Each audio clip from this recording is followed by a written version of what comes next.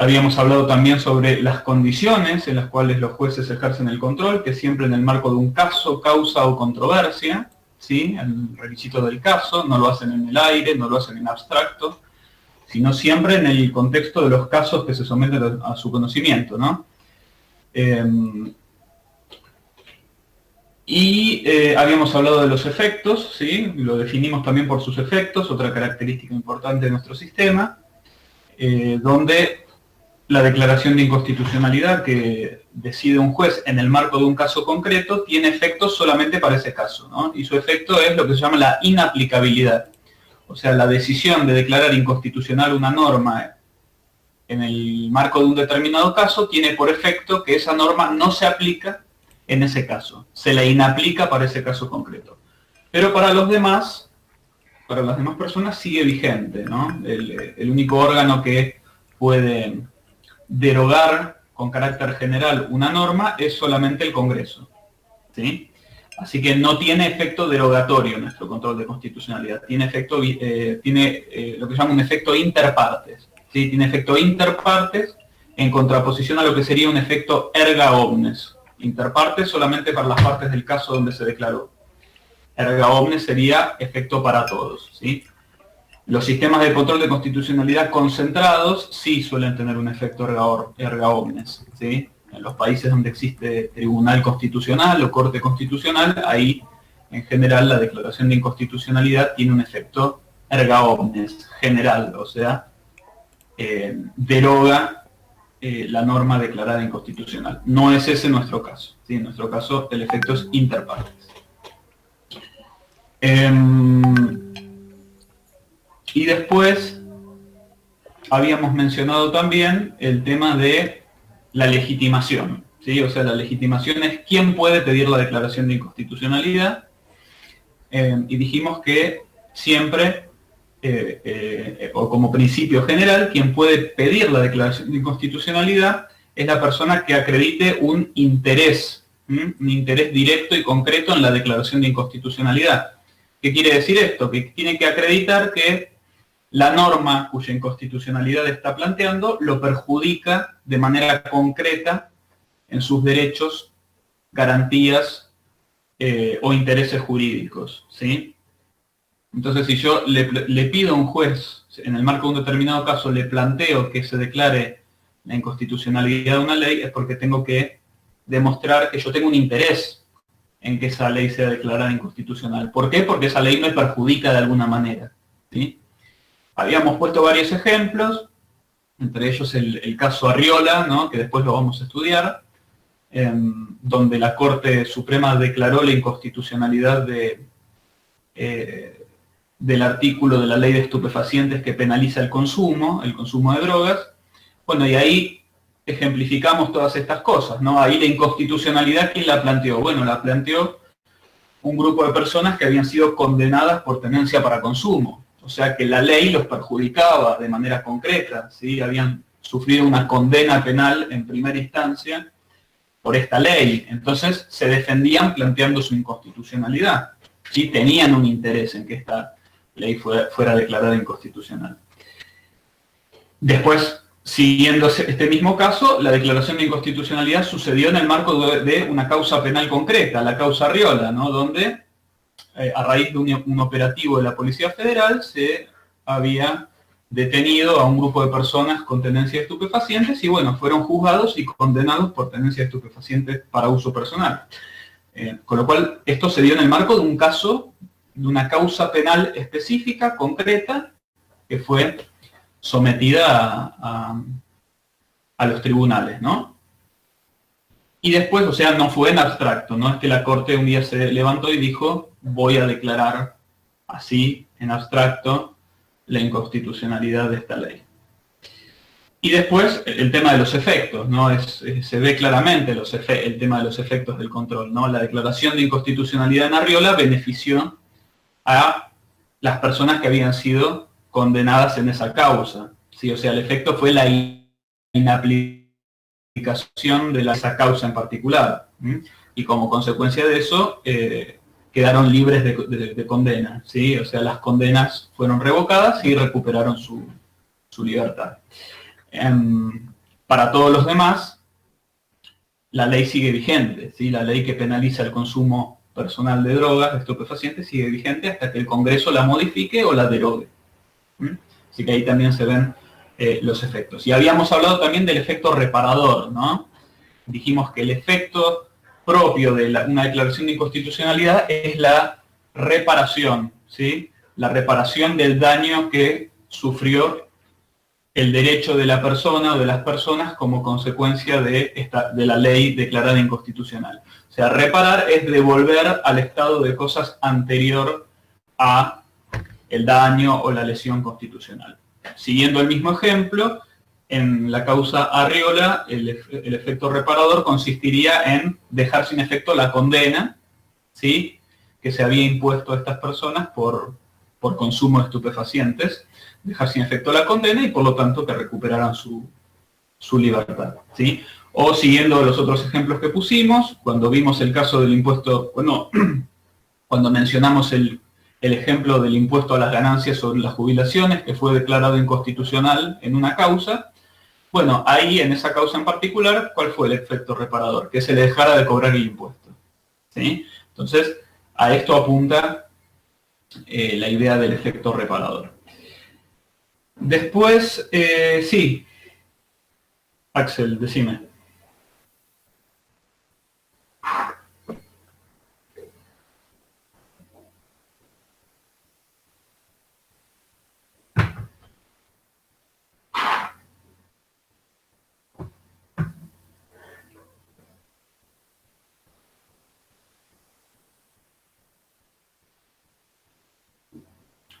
Bueno, eso dependerá de los términos de la pretensión, ¿no? Ese planteo se podría haber hecho en el marco de lo que se llama una acción de repetición, ¿sí? Cuando vos haces una acción de repetición, lo que estás pidiendo es que te devuelvan algo que vos ya pagaste, un impuesto que ya pagaste, por considerar que no correspondía. Y existe la posibilidad de una acción de repetición con planteo de inconstitucionalidad, ¿no? Donde vos digas, yo pido la repetición porque el impuesto es inconstitucional. En este caso, en el caso de Jiménez, se trataba de un amparo donde los términos de la pretensión fueron que se le dejara de cobrar, ¿sí? Así que eso también dependerá, el efecto reparador dependerá de los términos en que se formula la pretensión. En este caso concreto no se trataba, eso que vos decís se llama acción de repetición. Este ejemplo que les puse no era una acción de repetición particularmente, era un amparo.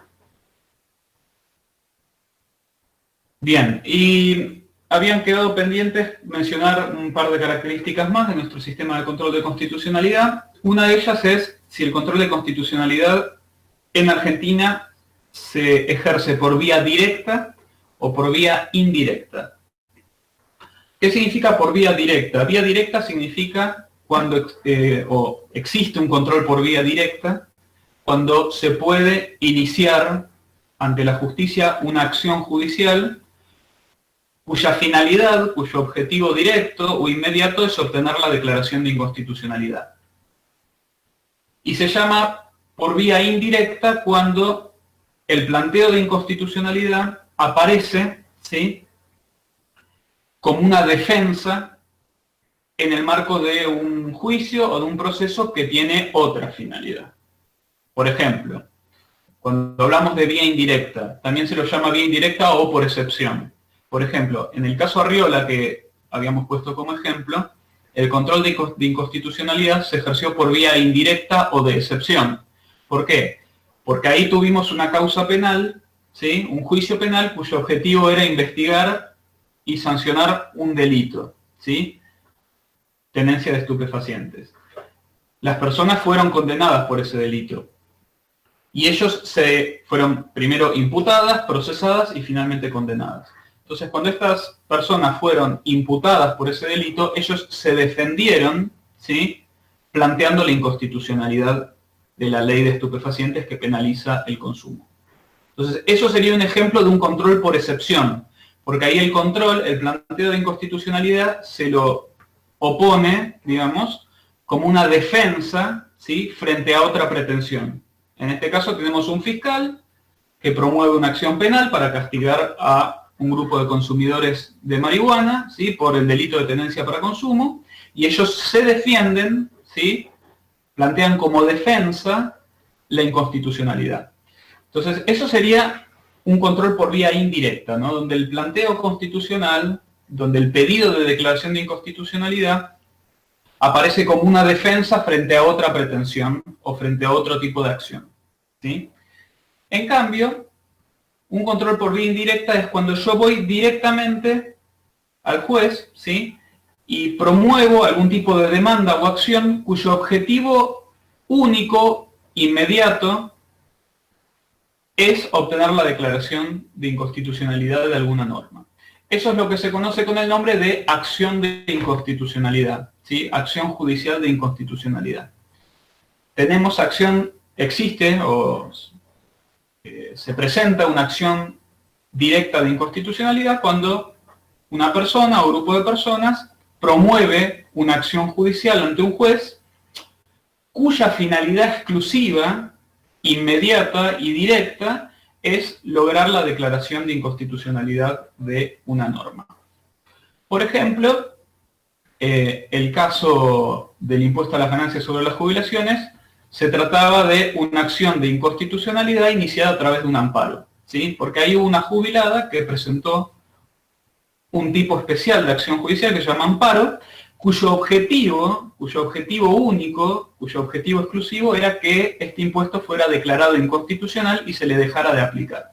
Entonces el objeto, la finalidad directa de esta acción judicial era que se declare la inconstitucionalidad de la norma. Eso es lo que sería un control por vía directa, ¿sí? Cuando existe una acción directa para obtener la declaración de inconstitucionalidad. En Argentina, históricamente o tradicionalmente, el control de constitucionalidad se hacía siempre por excepción. O sea, el planteo de constitucionalidad parecía como una defensa o como una cuestión subsidiaria, ¿sí? En juicios que tenían que ver con otra cosa, en causas penales, en litigios civiles, etc. Con el tiempo, la Corte Suprema, a través de sus fallos, fue admitiendo la posibilidad de iniciar acciones de inconstitucionalidad, ¿sí? O sea, de iniciar una acción judicial cuya finalidad única y exclusiva es lograr la inconstitucionalidad de una norma. Esto actualmente, al menos a nivel federal, no está previsto en nuestras leyes, ¿sí? El Código Procesal Nacional no prevé la acción de inconstitucionalidad de manera directa, pero fue creado, digamos, por la Corte Suprema a través de distintos fallos, con lo cual hoy en día existen, ¿sí? En la práctica judicial las acciones de inconstitucionalidad a nivel federal. En muchas provincias y en la Ciudad Autónoma de Buenos Aires están legisladas directamente, están reguladas por las leyes, las acciones de inconstitucionalidad. Así que en Argentina el control de constitucionalidad se puede dar por vía directa o por vía indirecta.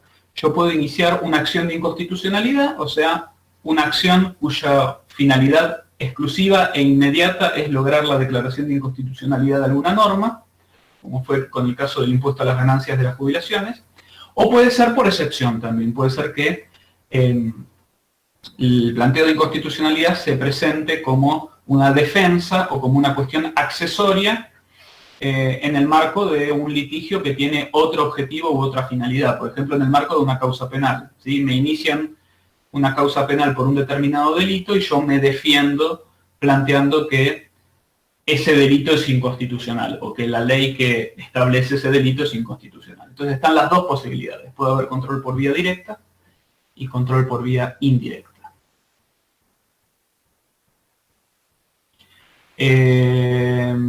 Repetir la definición. ¿Se entendió? Ahí preguntaban la definición de vía directa. Cuando inicio una acción de inconstitucionalidad, o sea, cuando inicio una acción judicial cuyo objetivo, cuya finalidad exclusiva es obtener una declaración de inconstitucionalidad. Profe, ¿puedo hacer una pregunta? Sí. Pero todo delito es anticonstitucional, inconstitucional, mejor dicho. No, de ninguna manera. ¿Cómo va a ser inconstitucional todo delito? ¿Y todo delito es delictivo, es algo negativo? No. El delito, la conducta, ¿sí?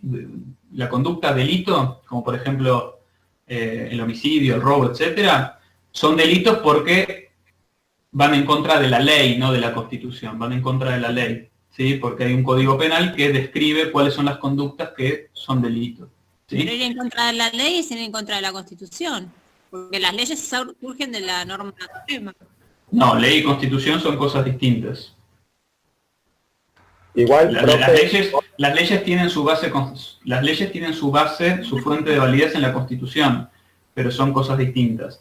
A ver, la Constitución dice que el Congreso dicta un código penal, ¿sí? Donde en ese código penal el Congreso nos dice qué conductas son delito y qué pena reciben. Eso está en el código penal. Al mismo tiempo, para que ese código penal sea válido, tiene que respetar una serie de principios que establece nuestra Constitución en el artículo 18 de la Constitución, que son las famosas garantías penales, ¿sí? Entonces, las conductas que uno cometa, ¿sí? Si encuadran en alguno de los delitos que describe el Código Penal, sí, van a ser delito y van a ser castigados, ¿sí? Y esa norma, ¿sí?, que describe y establece un delito va a ser válida mientras no viola alguno de los principios constitucionales que existen en materia penal.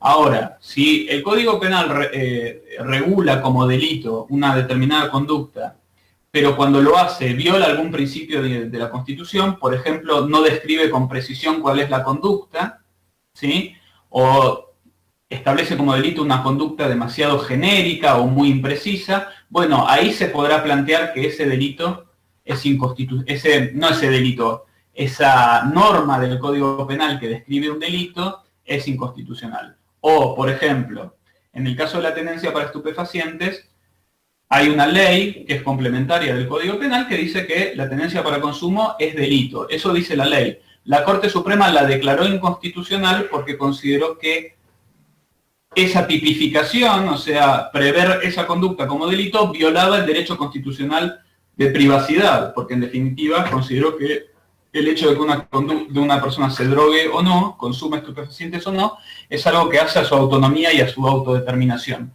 Entonces, o sea, ahí encontró un supuesto en el cual un tipo penal, o sea, la regulación de un delito penal iba en contra de la Constitución. Pero eso no siempre va a ser así. La mayoría de los delitos, ¿sí?, la mayoría de los delitos que prevé el Código Penal son constitucionales, ¿sí? Pero ahí parece una lucha de leyes, parece que gana más la ley de privacidad que la de, digamos, del delito que cometieron. ¿Cómo, perdón? Si para la ley el consumo de droga personal es delito y lo sigue siendo, exacto, lucha contra la ley del derecho a la privacidad. Pero bueno, nada, yo quizás personalmente como una ciudadana común no estoy de acuerdo con ese fallo y para mí desconozco, digamos, la descripción del delito. Por eso te pregunto, quizás eso se ve más en penal, ¿no? Sí, es decir, en penal van a ver cuáles son las características que tiene que reunir una conducta para hacer delitos, ¿sí? Delito no es cualquier conducta, es lo que se llama una acción típica jurídica, típica, antijurídica y culpable. ¿Sí? Tiene que reunir todas esas características. El primer requisito es típica. ¿Qué quiere decir típica? Que para que una conducta sea delito penal, tiene que estar descripta como delito en el Código Penal, con toda claridad y con toda precisión. Si no, no es delito penal. Podrá ser un ilícito civil, pero no un delito penal. En este caso, la tenencia para consumo es, según la ley, es delito penal. O sea, hay un tipo penal que establece que es delito, ¿sí? Pero la Corte entendió que ese artículo que describe el consumo de estupefacientes como delito viola la Constitución, que es jerárquicamente superior, porque la Constitución consagra un derecho a la privacidad. Y por lo tanto interpretó que castigar esa conducta es violar el derecho constitucional de privacidad. No violar otra ley, sino violar un derecho de rango constitucional, que es jerárquicamente superior, ¿sí? Ese fue el argumento para, en ese caso, ejercer el control de constitucionalidad, pero está basado en una interpretación sobre la cual, como vos decís, se puede estar en desacuerdo. De hecho, la Corte Suprema modificó varias veces su posición sobre ese tema, desde la década del 70 hasta la fecha. Hubo 2 fallos donde consideró que era constitucional penalizar el consumo de drogas y 2 fallos donde consideró que era inconstitucional La última jurisprudencia, que es la de Arriola, considera que es inconstitucional. Profe, perdón, una consulta. Sí. ¿Hasta dónde, si es que está fijado, usando el ejemplo de Arriola, ¿no?, están los límites de la privacidad? Es decir, si yo voy por la calle y llevo un estupefaciente en mi bolsillo, ¿podría, si me pasa lo mismo que Arriola, la Corte utilizar el mismo fallo, por ejemplo? Es decir, determinar que mi bolsillo es mi privacidad, etcétera, y todo lo que determinó. ¿O está bueno, después lo vamos a ver, pero la Corte Suprema se basó en lo que se llama un concepto amplio de privacidad. O sea, privacidad no es solamente lo que yo hago en mi casa. Claro. ¿Sí? No es que solamente vale si me estoy fumando un porro en mi casa. El concepto amplio de privacidad significa que toda conducta que tenga que ver con mi autodeterminación, ¿sí?, es decir, toda conducta autorreferente que no genere un daño concreto a las demás personas, es una conducta privada, ya sea que la haga en mi casa o que la haga a la vista de los demás o en el espacio público. Impecable. Pero esto es porque la Corte Suprema, a partir de la década del 80 en adelante, empezó a adherir a una teoría amplia de la privacidad, que no se limita a la intimidad del domicilio, sino a lo que se llaman las conductas autorreferentes. O sea, todo lo que yo hago que no repercute negativamente en terceros de manera concreta, no de manera especulativa, ¿sí?, sino de manera concreta. ¿Sí? Impecable, gracias. No, por nada. Exacto, como dice Mauro, digamos, eso es lo que dice la Constitución. Las acciones privadas que no dañen a otros, ni perjudiquen a un tercero, ni al orden ni a la moral pública, están reservadas a Dios. Eso es un derecho de regambre constitucional que jerárquicamente está por arriba de la ley de estupefacientes, que es una ley simple, una ley del Congreso. Artículo 19 de la Constitución. El 18 establece las garantías penales. El 19 establece el derecho a la privacidad. Igual están relacionados los dos artículos. Ya lo vamos a ver igual. Mi intención era explicarlo con un ejemplo que es conocido, ¿no?, porque se habló mucho de este tema. Pero cuando veamos derechos de privacidad e intimidad lo vamos a ver más en profundidad. Bien, y lo último que teníamos que decir sobre el control de constitucionalidad es que el control de constitucionalidad, como dice la Corte, es la última ratio. La última ratio. ¿Qué quiere decir? Que la declaración de inconstitucionalidad no es algo que los jueces vayan a hacer a la ligera. No es que todos los días van a estar declarando la inconstitucionalidad de una norma, sino que solamente lo van a hacer si es estrictamente necesario para resolver un caso, ¿sí?, siguiendo esta lógica de que el control de constitucionalidad se hace en el marco de los casos sometidos a conocimiento de los jueces. Entonces, no es que así nomás se declara la inconstitucionalidad de una norma, ¿sí? Se va a hacer si efectivamente es el único camino para resolver un determinado caso, ¿sí?, y si no se puede resolver de otra manera. Porque a veces puede ser que los casos, es decir, en la mayoría de los casos, el problema se resuelve con la interpretación y la aplicación de las leyes, sin necesidad de declarar inconstitucional nada. Entonces, lo común es que los jueces resuelvan interpretando y aplicando la ley vigente. Solamente en aquellos casos en que fuera estrictamente necesario declararlos inconstitucionales, los jueces la declararán inconstitucional, ¿sí? Y solamente, siguiendo también las palabras de la Corte, se va a declarar la inconstitucionalidad de una ley o de otra norma, como un decreto, por ejemplo, cuando haya una incompatibilidad manifiesta e irreconciliable. O sea, cuando uno diga, bueno, esta ley está en contra de la Constitución y no hay manera de compatibilizarla con la Constitución. Entonces, en ese caso se la va a declarar inconstitucional. En caso de duda sobre la constitucionalidad de una norma, hay que optar por la constitucionalidad, no por la inconstitucionalidad. La idea detrás de esto es que declarar la inconstitucionalidad de una norma es un acto de suma gravedad, ¿sí? No es una pavada declarar inconstitucional una norma. Porque piensen que, sí, ahí voy, cierro esta idea y te escucho. Piensen que declarar inconstitucional una norma implica que un juez está poniéndole un límite a una ley que decidió un poder democrático como es el Congreso.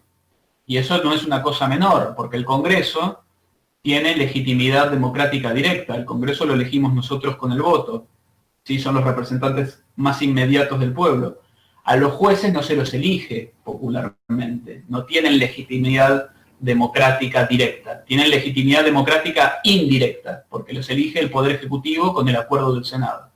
Entonces, cuando un juez declara la inconstitucionalidad de una norma, está yendo contra una decisión democrática, democráticamente tomada. Entonces, por eso se dice que es un acto de suma gravedad, ¿sí?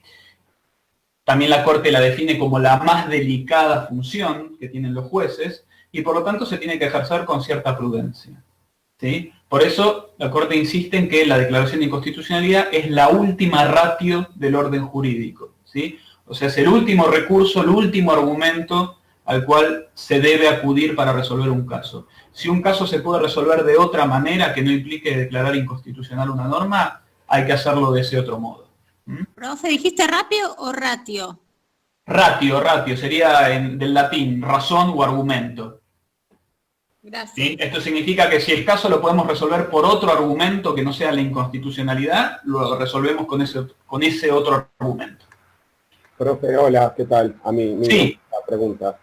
Sí, está bien lo que usted dice, las leyes son avaladas por el Congreso, pero hay una parte que dejamos para afuera y es el tema de los decretos, porque más allá de que un gobierno fue elegido democráticamente, a veces toma decisiones y lo hace a través de decretos donde viola la voluntad popular.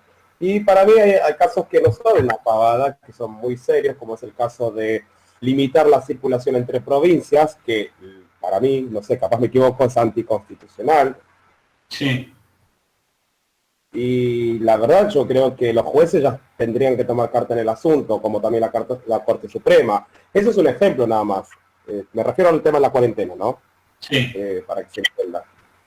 Y hay muchas leyes que se están violando también. Entonces, está bien lo que usted dice, que dio el ejemplo de la privacidad, que no se limita solo a lo que hace uno, sino que también al entorno que puede afectar. Sí, claramente, se cierran las provincias para que no haya más contagios y no se afecte el resto de la población. Pero a la vez se está vulnerando una o varias leyes. Entonces, ¿cómo solucionamos eso desde su punto de vista? ¿Cómo solucionamos qué específicamente?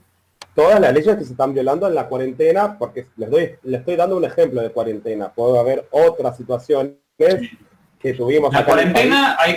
Sí. Vos decís está violando las leyes.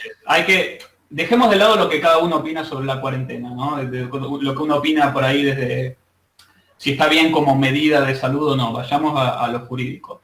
La cuarentena es ley en la Argentina. Está adoptada por decretos de necesidad y urgencia. Los decretos de necesidad y urgencia son decretos que dicta el Poder Ejecutivo bajo circunstancias excepcionales que tienen rango, jerarquía y contenido legislativo, o sea, están en la misma altura que la ley, en tanto hayan sido dictados bajo circunstancias excepcionales, ¿sí?, que hacen imposible seguir el trámite ordinario de sanción de leyes. Profesor, cuando la cuarentena se decretó, el Congreso no podía sesionar, y además, como era un tema de salud pública, se tenía que resolver relativamente rápido, ¿sí?, y no se podía alargar los 2, 3 o a veces años que dura un proceso legislativo. Entonces, primero la cuarentena es ley, ¿no? Cuando vos decís que viola ley, hay que aclarar eso. Pero después, no es ley, pero está debajo de la Constitución los decretos. Sí, yendo a eso. Se puede argumentar, sí, que la cuarentena, que es ley, viola derechos constitucionales, se lo puede argumentar, sí. Ahora, ahí hay que tener en cuenta un tema que no es de esta materia, que es más de la materia de derechos humanos y derecho constitucional, que es lo que se llama el poder de policía y el poder de reglamentación de los derechos. Todos los derechos que prevé la Constitución, todos, absolutamente todos, ninguno de ellos es absoluto, ¿sí? Todos se ejercen conforme a las leyes que reglamenten su ejercicio, ¿sí?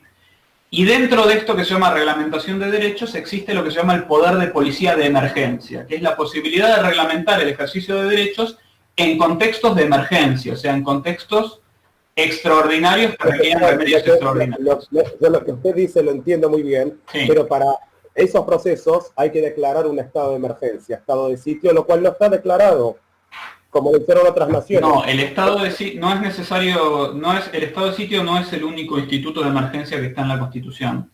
El estado de sitio se utiliza, es un instituto de emergencia, pero que se utiliza exclusivamente para casos de ataque exterior o de conmoción interna.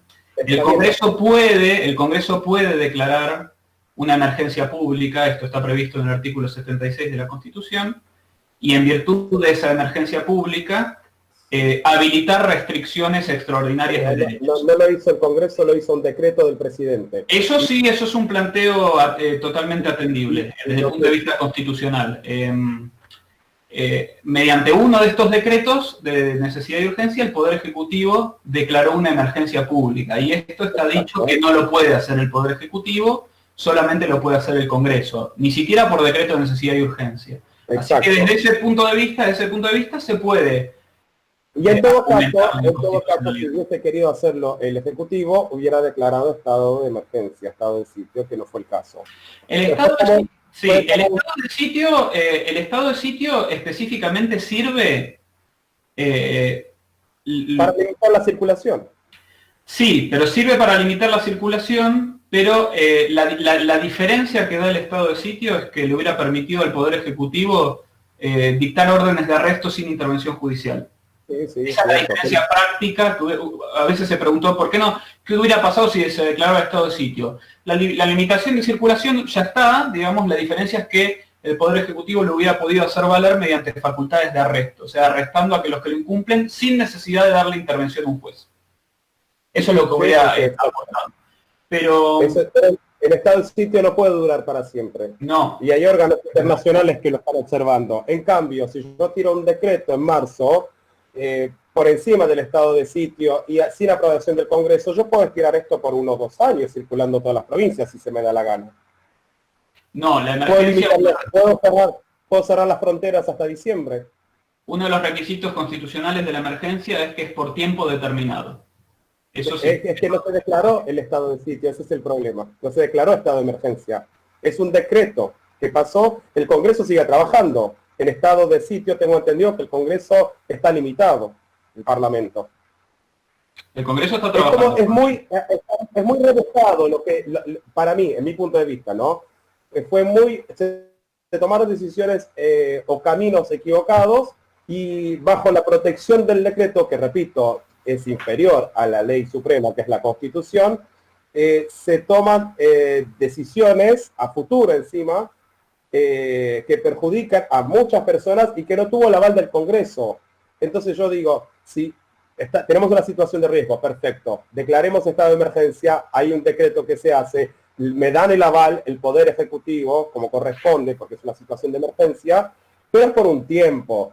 Luego de, no sé, 3 meses o lo que suceda en el mundo, porque esto también estamos atados al mundo, hay que entenderlo, pero si yo ya veo que en el mundo se están abriendo las fronteras, hay vuelos, se mueve más la economía, ese mismo Estado que declaró estado de emergencia va a estar observado por la OEA y por otros órganos internacionales y va a estar obligado a volver a la normalidad.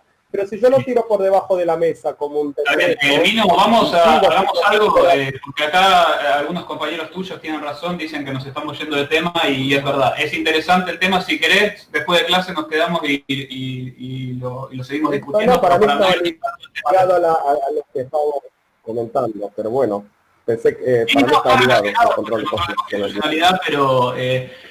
tiene que ver más con un tema de poder de policía, reglamentación de derechos, emergencia pública, que es un tema de derecho constitucional que ya no es propio de nuestra materia. Pero igual no te digo, igual usted de clase lo seguimos. No, claramente, pero usted me confirma entonces que hay leyes que se están violando, que son constitucionales, que cualquier juez el día de mañana o la Corte Suprema tranquilamente podría decir que lo que se hizo hoy es inconstitucional. Podría suceder. Yo lo que te digo, hay planteos constitucionales atendibles en relación a las medidas de emergencia, sí, los hay. ¿Qué va a resolver la Corte el día de mañana? No te lo puedo anticipar. Bueno, siguiendo con el tema de control de constitucionalidad. De la última ratio, ¿sí? del último argumento, del último recurso argumentativo. Esto es algo que repite permanentemente la Corte, ¿sí? No es algo que se vaya a hacer cualquier día, ¿sí? Y no tiene que ver con la gravedad del caso. Un caso puede ser grave, ¿sí? Y tener cierta entidad, pero que se pueda resolver por diversos caminos, ¿sí? por caminos que no impliquen la declaración de inconstitucionalidad. Entonces, cuando sea así, hay que acudir por esos caminos. Bien, vamos a ir a los casos, ¿sí? A los casos que tenemos para hoy sobre control de constitucionalidad. El caso de Marbury versus Madison posiblemente lo hayan estudiado en Derecho Constitucional y Derechos Humanos. Otros por ahí todavía no lo vieron, o otros no cursaron esa materia todavía. ¿Alguno recuerda o entendió cuáles son los hechos del caso y los quiere comentar brevemente?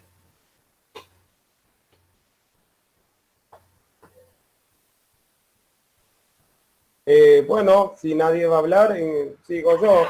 Con respecto a Marbury y Madison, me encanta el tema. Yo sí lo vi en Derecho Humano y Constitucional. La verdad es que es un tema muy interesante, que ocurre con los 4 jueces que no les dieron esos nombramientos. Y sin embargo, lo que hizo la Corte Suprema fue darles la otra vía, de decirles, tienen razón, es inconstitucional, pero había una enmienda que dejaba bien claro que tenía que ir a primeras instancias, a otros tribunales, antes de llegar a la Corte Suprema. Y bueno, ahí nace el control de constitucionalidad, como usted lo había dicho en la clase pasada, y es muy interesante el tema, la verdad que bastante bien. No sé, la verdad no sé si quiere preguntarnos algo con respecto al tema o... No, estamos analizando el fallo y la idea es explicarlo. ¿Alguien más quiere, de lo que leyó, de lo que entendió, cuáles son los hechos del caso, los hechos que originan el caso? Sí, sí, perdón. Sí, hay algunas cositas que no me quedaron tan claras, pero bueno, los hechos era que un presidente en un momento le iba a dar el título de juez de paz y se lo negaron a través de la asunción de otro presidente, ¿bien? Bueno, y cuando se lo niegan... Se da el periodo, perdón que me corte, ¿no? Como vos decís, los hechos del caso se dan en un periodo de transición entre 2 presidentes. Uno que está terminando el mandato y un presidente electo que está por asumir. Tal cual.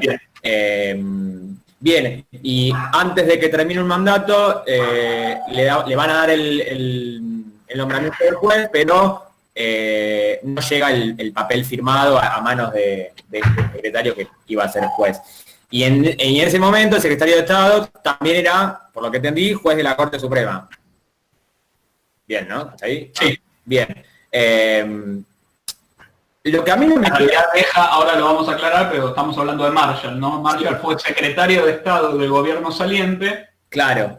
Y antes de que termine el gobierno saliente se lo designa como nuevo juez, como presidente de la Corte Suprema de Estados Unidos. Entonces, cuando llega el nuevo gobierno, Marshall, ex secretario de Estado, estaba como juez de la Corte.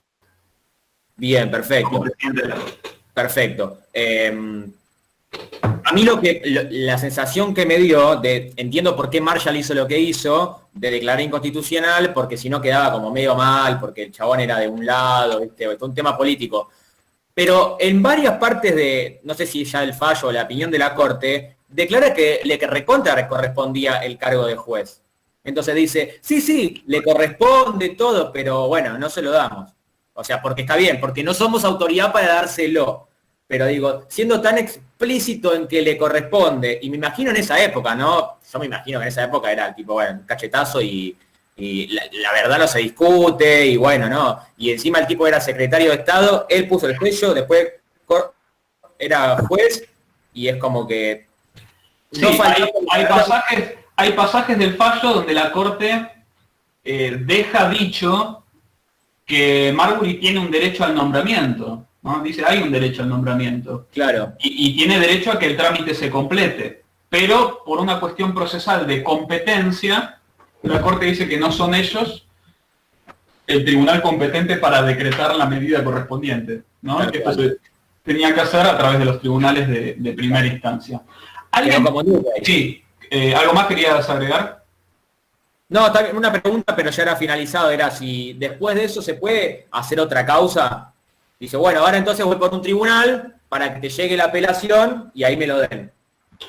En condiciones habituales, esto se hace a través de una declaración de incompetencia. Es decir, si vos sometes un caso a un determinado tribunal y ese tribunal considera que no es competente y se inhibe de entender en esa causa, se la tiene que mandar al juez competente.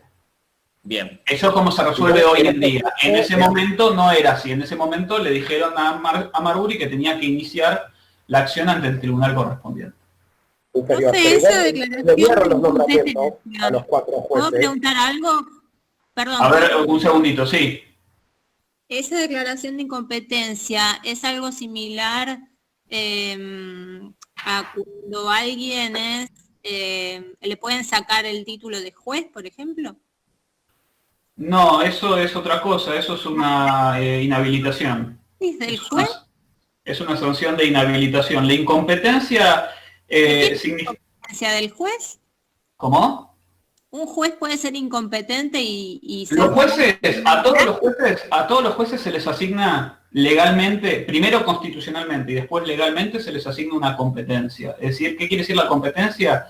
Quiere decir cuáles son los asuntos sobre los cuales les corresponde a ellos decidir, ¿sí? Porque no, para explicarlo de alguna manera, el trabajo entre los jueces se distribuye. Entonces, primero se distribuye territorialmente, ¿sí? Y también se distribuye por materias, es decir, tenemos los jueces civiles, los jueces penales, etc. Entonces, todo juez tiene una cierta medida de competencia, que son los temas de los cuales se puede ocupar, y también tiene una competencia en razón del territorio. Por ejemplo, los jueces de la Ciudad de Buenos Aires pueden decidir en causas originadas en la Ciudad de Buenos Aires o que por reglas de jurisdicción correspondan a la competencia territorial de la Ciudad de Buenos Aires, y también una competencia a razón de la persona, ¿sí? O sea, a qué personas pueden ser sometidas a la competencia de ciertos tribunales. Hay ciertas personas que, por ejemplo, tienen derecho a litigar exclusivamente ante el Foro Federal.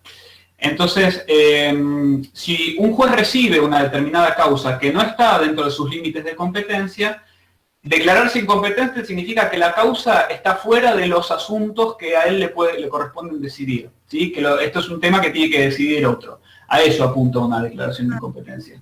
Lo que vos planteás es otra cosa, es la inhabilitación, que es una sanción, ¿sí? De carácter penal, o que incluso se puede decretar en un juicio político o en un procedimiento de remoción de jueces, que ahí se utiliza como sanción por haber cometido un delito el juez, o por haber incurrido en una causa de mal desempeño, ¿sí? Por lo cual se lo destituye y se lo inhabilita. Pero ahí estamos hablando de un castigo, de una sanción a un juez. En cambio, la declaración de incompetencia no es un castigo. El propio juez declara que él no tiene la competencia para tratar determinado asunto y se lo manda al juez competente. Gracias, profe. Buenas tardes, profe. ¿Puedo hacer una pregunta? Sí. ¿Qué tal? En el caso de Marbury y Madison, ¿pasó lo mismo que en el caso Sojo, que no tenía competencia? Son análogos. El caso Sojo y Marbury son análogos. Uno es de la Corte de Estados Unidos, Sojo es un caso de la Corte Argentina, pero no son idénticos, pero son análogos, sí. Claro, lo entendí así, pero el problema al que voy, porque tengo una duda, no sé si quizá lo entendí después leyendo el caso Sojo. El problema era que no tenía jurisdicción dentro del caso porque tenía que ser apelada para poder entrar dentro de la Corte Suprema esto, ¿no? Tiene que ver, exacto, ahora lo vamos a terminar de aclarar, tiene que ver con los casos de competencia por apelación y los casos de competencia originaria, sí. ¿Alguien quiere agregar algo más de Marbury que haya entendido o algo que le haya generado algún tipo de duda específica? No, yo quiero dejar claro que no se cuenta mucho, pero los 4 jueces de paz se los nombró después. Solamente no se les negó ningún derecho. Como dijo Lucas perfectamente, era el secretario de Estado, en ese momento, Marshall, y creo que era Jefferson el presidente, el que asumía, entonces, para no tener conflicto político, les dijo, tenían razón, pero había una enmienda en la que ellos se podían respaldar, y le dijo, vayan por la vía ordinaria. Después se nombró a los 4 jueces. Sí, era exacto, una sección más que una enmienda, una sección era una sección de la ley en contra de un artículo de la Constitución, de una sección de un artículo de la Constitución de Estados Unidos. Bien, ¿alguna otra cuestión que alguien quiera comentar?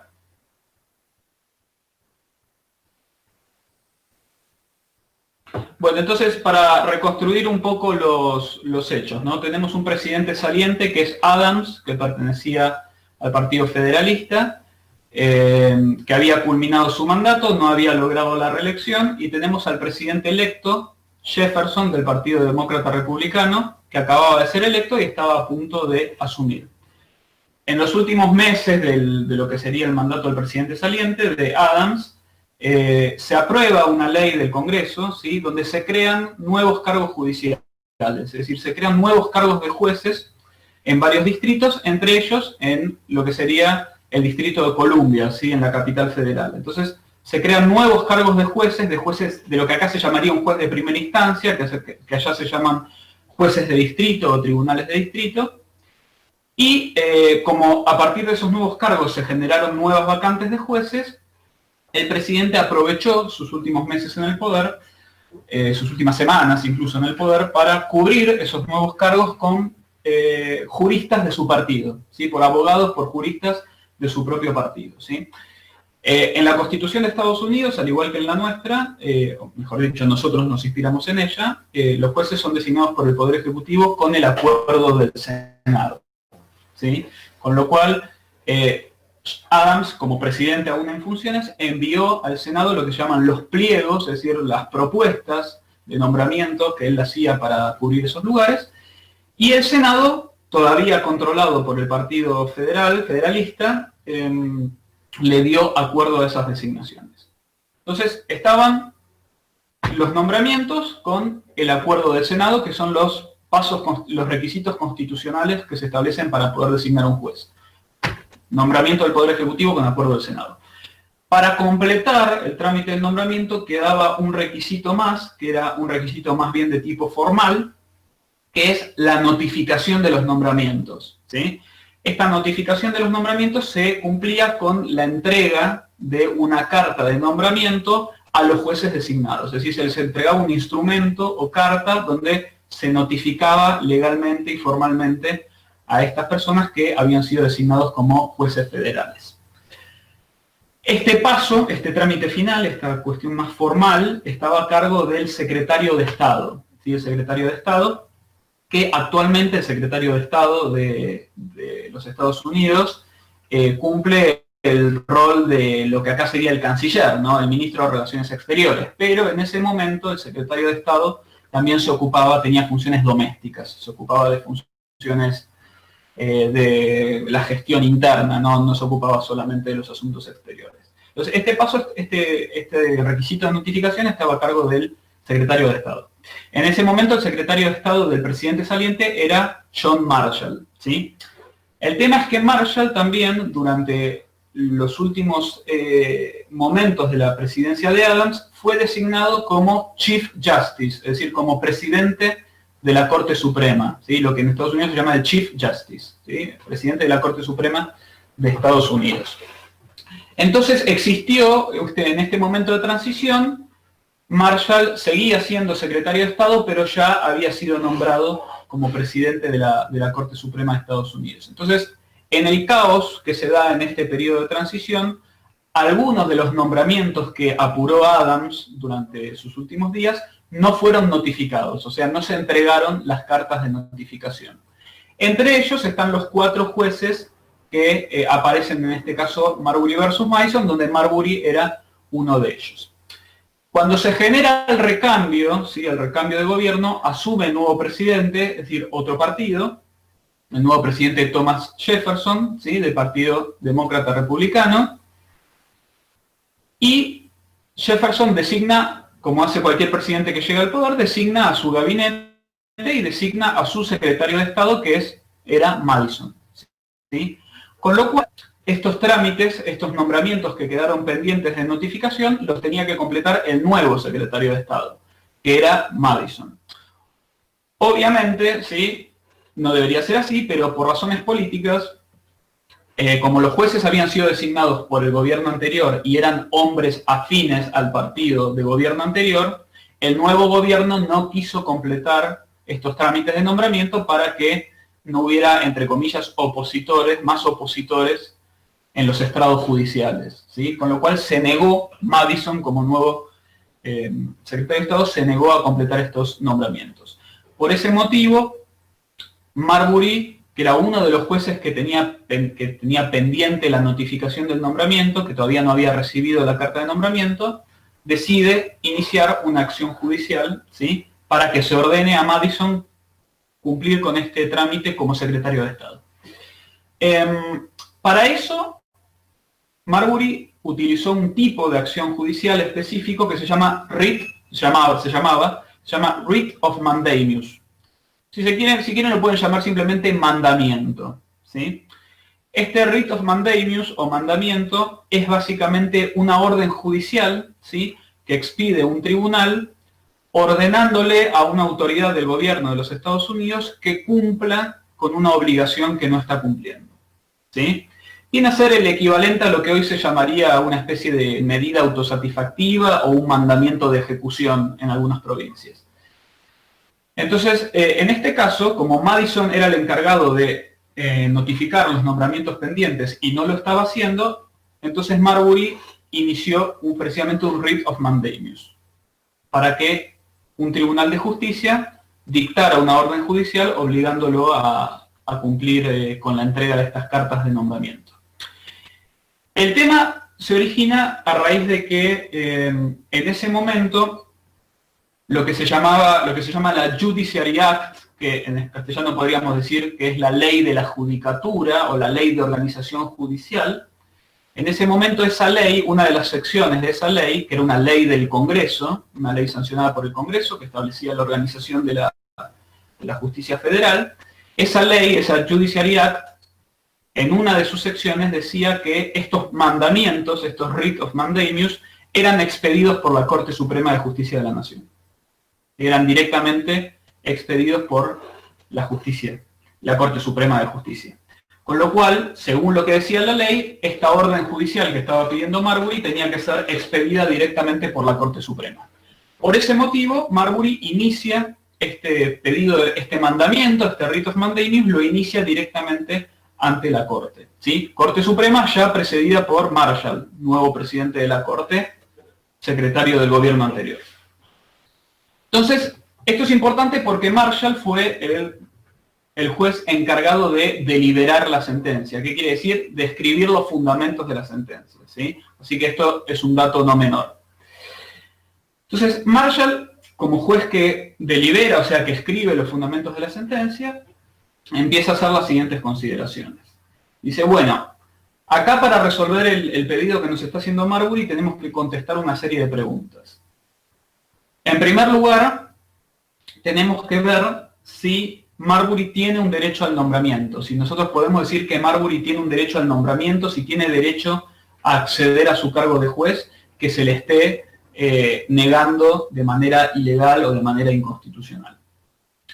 En segundo lugar, si tiene algún tipo de acción, si tiene algún tipo de remedio judicial para reclamar que se cumpla con este nombramiento. Específicamente, en tercer lugar, la otra pregunta sería si ese remedio judicial para reclamar esto es el que inició ante la Corte. Y en último término, si la Corte Suprema tiene competencia para expedir esa orden o ese mandamiento. Bueno, en relación a la primera pregunta, Marshall, como presidente de la Corte y como juez que delibera la sentencia, que delibera la opinión, dice que en principio Marbury tiene un derecho al nombramiento, ¿sí? Tiene un derecho al nombramiento y tiene un derecho a que el nombramiento se complete. ¿Por qué? Porque los pasos fundamentales para ser juez ya se cumplieron, ¿sí? Su nominación recibió el acuerdo del Senado y fue nombrado por el presidente, por decreto del presidente de los Estados Unidos, que son los dos pasos fundamentales que fija la Constitución. Lo que falta es un trámite de carácter más bien formal, que es la entrega de la carta de notificación o la notificación del nombramiento a cargo del secretario de Estado. Le dice, está bien, quedó ese trámite pendiente, pero ese trámite pendiente tiene un carácter más formal. Los pasos fundamentales ya se cumplieron, entonces tiene un derecho al nombramiento. Y tiene derecho a que el nombramiento sea notificado para poder acceder al cargo para el cual fue nombrado. Como tiene un derecho, ¿sí?, también tiene una acción. ¿Qué quiere decir esto? Si yo tengo un derecho, ¿sí?, y ese derecho está siendo violado, por lo tanto tengo también una acción. ¿Qué quiere decir una acción? Quiere decir que tengo el derecho de acudir ante un tribunal y reclamar que ese derecho que me están violando sea reparado, o sea restituido, o sea reconocido. Entonces tiene un derecho a la acción también. Dentro de esto, Marbury decidió iniciar un writ of mandamus, ¿no? Que la ley establece que este writ of mandamus, o este mandamiento, se utiliza o procede frente a un incumplimiento de una autoridad del gobierno de los Estados Unidos, ¿no? Cuando hay algún funcionario, una autoridad, mejor dicho, del gobierno de los Estados Unidos que está incumpliendo con una obligación legal, con un deber legal o un deber constitucional, se puede utilizar este mandamiento para judicialmente ordenarle que lo haga. En este caso, claramente es un caso que encuadra en el ámbito del writ of mandamus, ¿no? Porque tenemos a un secretario de Estado, autoridad del gobierno de Estados Unidos, que está incumpliendo con una obligación que le marca la ley, que es entregar las cartas de nombramiento o notificar los nombramientos a los jueces designados. Así que, en principio, pareciera que este writ of mandamus es una vía, es la acción adecuada para encauzar este reclamo, ¿no? de Marbury. Así que hasta acá venía todo bien, ¿no? Parecía que le iban a dar razón a Marbury. Hasta que llega la última pregunta, que es si la Corte Suprema es la que puede expedir estos mandamientos, este mandamiento, si es la Corte Suprema la que puede ordenar judicialmente, a través de este writ of mandamus, ordenar judicialmente al secretario de Estado que entregue la carta de nombramiento a Marbury y compañía. Bueno, en relación a esto, lo que la Corte dice es, la ley, ¿sí? La Judiciary Act, es decir, la ley de la judicatura, que es la que regula estos mandamientos, dice que estos mandamientos los dicta la Corte Suprema. Con lo cual, según lo que dice la ley, la Corte Suprema es la que tiene que dictar estos mandamientos judiciales. Con lo cual, correspondería en principio que la Corte Suprema dicte esta orden judicial, porque así lo dice la ley, a no ser que la ley sea inconstitucional, a no ser que la ley vaya en contra de la Constitución.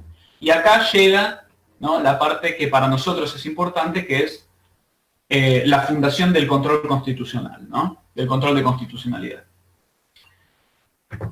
¿Está de acuerdo con la Constitución la ley que dice que la Corte Suprema expide estos mandamientos? Bueno, en relación a esto, Marshall lo que señala es que la Constitución de Estados Unidos, y en este sentido nuestra Constitución es idéntica, pues nuestra Constitución copió en muchos aspectos el modelo de la norteamericana, la Constitución de Estados Unidos establece como principio general, ¿sí?, que la Corte Suprema, como máximo tribunal, interviene siempre por apelación. O sea, el principio, la regla es que la Corte Suprema ejerce su competencia por apelación. ¿Qué significa por apelación? Por apelación significa que la Corte Suprema revisa, ¿sí?, sentencias dictadas por tribunales inferiores, ¿sí? O sea que la regla general es que a la Corte Suprema se llega por apelación, es decir, después de que el juicio transitó todos los tribunales inferiores, jueces de primera instancia, cámaras de apelaciones, o en Estados Unidos se llaman tribunales de distrito y tribunales de apelación, y después de eso podemos llegar a la Corte Suprema por apelación, ¿sí? O sea, el principio general es que la Corte va a intervenir revisando, ¿sí?, las sentencias que dictaron jueces y tribunales inferiores, ¿sí?, según los requisitos que puede reglamentar el Congreso. Esa es la regla general. Ahora, en ciertos casos excepcionales, ¿sí?, que son los que expresamente fija la Constitución, la Corte Suprema puede intervenir con carácter originario, ¿sí?, o en virtud de una competencia originaria. ¿Qué quiere decir competencia originaria? Significa que hay algunos casos muy específicos y muy excepcionales que van directamente a la Corte, es decir, que no pasan por los tribunales inferiores, sino que se inician directamente en la Corte Suprema, ¿sí? La Constitución de Estados Unidos dice que esos casos que son de competencia originaria de la Corte, o sea, que se presentan directamente ante la Corte sin pasar por jueces inferiores, son solamente casos que involucren a un Estado, a uno de los Estados, ¿no?, que forman parte de los Estados Unidos, o causas concernientes a cónsules y embajadores extranjeros. O sea, solamente esos dos supuestos. Esos son los dos casos que la Constitución de Estados Unidos dice que son de competencia originaria. En esos dos supuestos solamente, las demandas, ¿sí?, o las causas judiciales se inician directamente ante la Corte sin pasar por tribunales inferiores. Y la Corte las resuelve como tribunal único, en instancia única. Esto es lo que se conoce como competencia originaria de la Corte Suprema, ¿sí? Como dijimos, es excepcional y se limita solamente a los casos taxativos que fija la Constitución de Estados Unidos. Esto también es importante para nosotros, y lo habrán visto en el caso Sojo, porque nuestra Constitución, cuando reguló la competencia de la Corte Suprema, siguió el mismo modelo que la norteamericana. O sea, nuestra Constitución, en los actuales artículos 116 y 117, dice que la regla general es que a la Corte se llega por apelación. O sea, iniciamos la acción en primera instancia, se apela ante las cámaras de apelaciones, se pasa por la Cámara de Casación, en caso, por ejemplo, en materia penal, y recién después llegamos a la Corte Suprema, siempre que el caso cumpla una serie de requisitos que se establecen en la ley, que ya verán en su momento cuando cursen Derecho Constitucional. Fuera de eso, hay solamente dos supuestos en los cuales la Corte actúa con competencia originaria, o sea, unos pocos casos que directamente se inician en la Corte Suprema y que la Corte Suprema los resuelve como tribunal único e inapelable. Esos casos son los que fija exclusivamente la Constitución. Y en nuestro caso son los mismos que fija la Constitución de Estados Unidos, o sea, casos donde intervenga una provincia o causas concernientes a embajadores y cónsules extranjeros, ¿sí? Nada más, son esos dos y son taxativos. Entonces, siguiendo esta lógica, Marshall lo que dice es, bueno, si la Constitución decidió establecer este diseño, donde la Corte Suprema como regla interviene por apelación y solo en estos casos específicamente mencionados interviene con competencia originaria, entonces hay que asumir que la Corte Suprema, ante la Corte Suprema solamente se pueden iniciar directamente en instancia originaria los casos que taxativamente dice la Constitución y no otros, ¿sí? En este caso lo que sucede es que hay una ley del Congreso, ¿sí?, una ley aprobada por el Congreso, que es la Judiciary Act, que entre sus varias disposiciones estableció un supuesto más de competencia originaria, que son estos mandamientos o estos writ of mandamus, que es precisamente lo que inició Marbury. Entonces, acá el problema que tenemos es que la ley, ¿sí?, la Judiciary Act, que es una ley del Congreso, una ley que está por debajo de la Constitución, amplió, si se quiere, los supuestos de competencia originaria que establece la Constitución. Puntualmente lo que hizo es agregó un caso más, un supuesto más, que tiene que presentarse directamente ante la Corte y que tiene que resolver directamente la Corte sin pasar por los tribunales inferiores. Entonces, a lo que a nosotros nos interesa, que no es la cuestión procesal, que ya la estudiarán en su momento. El problema que tenemos entonces es que tenemos una ley que pretende modificar la Constitución. Tenemos una ley que pretende ampliar lo que dice la Constitución, agregar un caso más de competencia originaria. O sea, tenemos una contradicción entre una ley del Congreso, que regula estos mandamientos, y la Constitución, ¿sí? Entonces, frente a esto, ¿qué hacemos? Es lo que se plantea Marshall. La ley que tenemos que aplicar a este caso modifica o pretende modificar la Constitución o pretende ir en contra de la Constitución. ¿Qué hacemos nosotros como jueces frente a esa situación? Bueno, tenemos dos alternativas, dice Marshall. Una alternativa es hacer como si nada y aplicar la ley aunque esté en contradicción con la Constitución.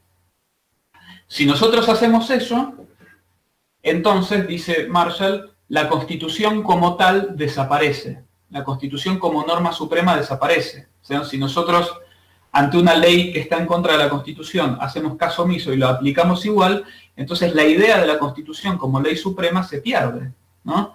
La idea de una Constitución como ley suprema se convertiría, no lo digo de memoria, pero casi así lo dice, se convertiría en un intento infructuoso, un intento en vano, ¿sí?, de tratar de limitar el poder político del Congreso, cuando en definitiva el poder político del Congreso sería ilimitado, porque podría hacer las leyes que quiere, aún estando en contra de la Constitución, y nosotros como jueces no haríamos nada.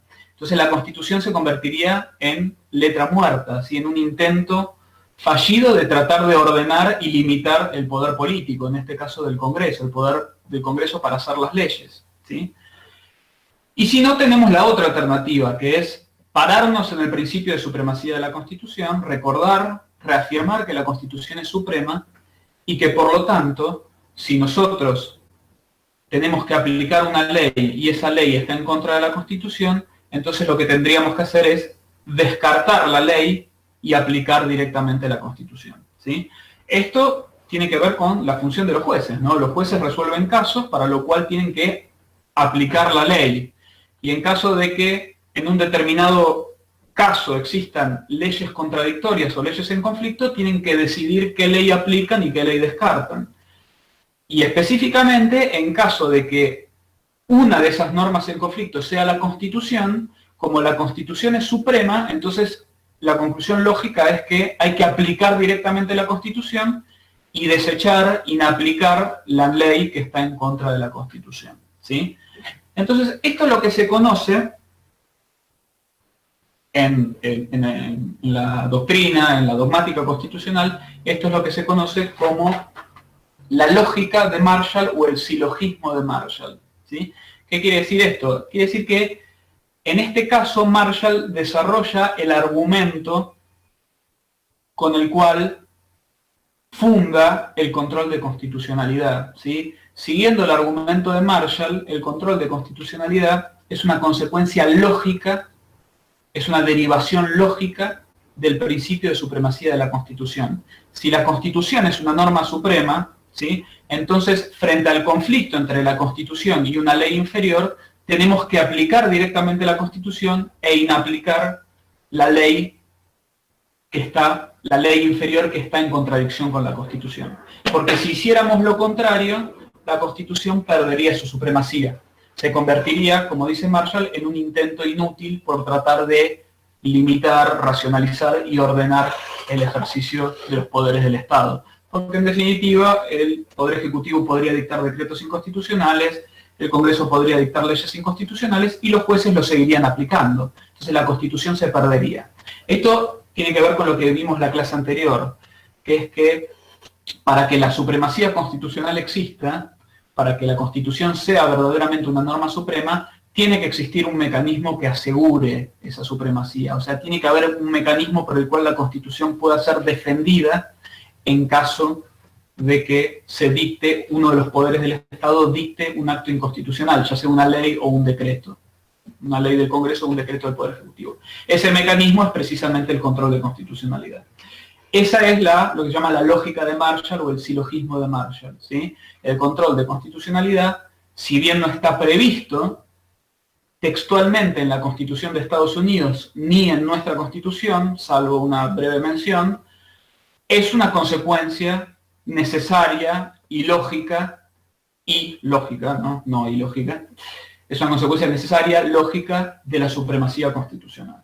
¿Sí? Sin control de constitucionalidad no hay supremacía constitucional, porque la Constitución no tendría un mecanismo para defenderse a sí misma. Y este razonamiento es lo que se conoce como el silogismo o la lógica de Marshall, ¿sí? El argumento por el cual se funda el control de constitucionalidad como una derivación lógica del principio de supremacía de la Constitución.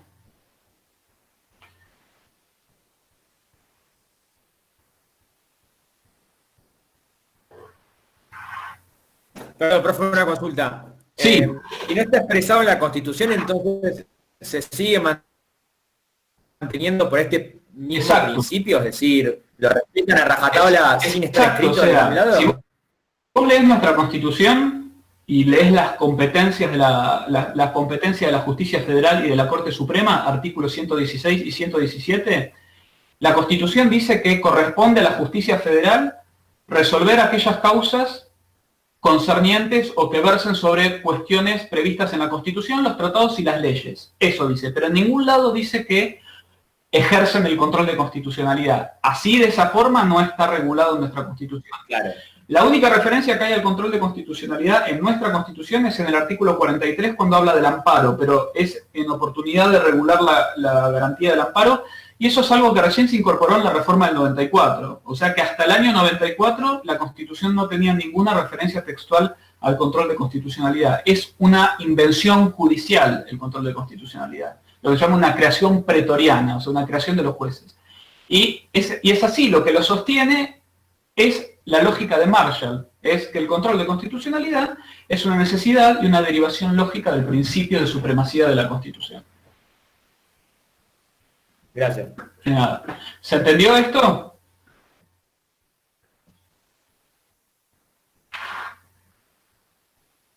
Bien, les hago una pregunta porque esto es un fallo de la Corte Suprema, tiene que ver con control de constitucionalidad, pero como habrán visto, es un caso que se originó a raíz de un conflicto político.